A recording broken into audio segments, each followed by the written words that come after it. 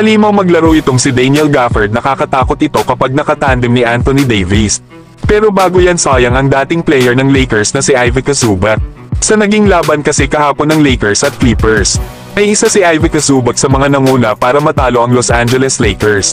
Gumawa nga ito ng 21 points, 19 rebounds at 3 blocks.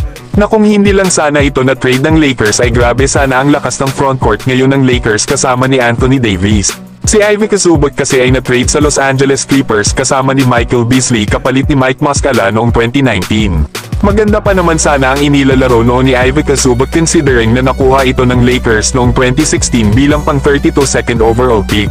Isa nga itong 7'1" center na mahusay na rim protector at rebounder na magaling nga rin itong finisher around the rim. 22 years old pa nga lang noon si Zubac nang i-trade ito ng Los Angeles Lakers. Nasa kanya nga noon 33 games bago ito ma-trade. Ay nag-average pa ito sa Lakers ng 19 points, 11 rebounds at 2 blocks per game. Pero ayon naman sa paliwanag ni Rob Pelinka kung bakit nila i-trade ang kanilang big man na si Ivica Zubac sa Clippers, na mahirap din naman daw sa kanya na i-trade itong si Zubac. Lalo at isa itong mahusay at batang player. Pero pakiramdam nga daw ng Lakers na itong si Mike Muscala ay kaya daw na makapag-spread ng floor. Lalo at isa itong stretch 5 na kaya ring maglaro ng forward position. Magagawa nga daw kasi nitong ma-open ang kanilang floor para sa kanilang mga drivers katulad nila Rajon Rondo, LeBron James, Brandon Ingram at Lonzo Ball noon.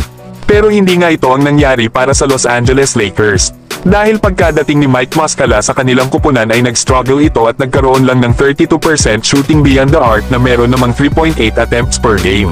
Kaya hindi na nakapagtataka kung bakit ito binigyan ng Clippers ng $58 million na veteran contract extension.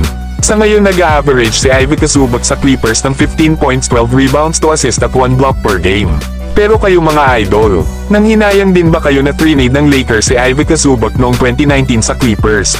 Samantalang big man ng Dallas Mavericks na si Daniel Gafford ay naghalimaw naman kanina sa naging laban nila sa Charlotte Hornets. Paano ba naman ay gumawa lang naman ito ng double-double, 31 points, 15 rebounds at 3 assists per game.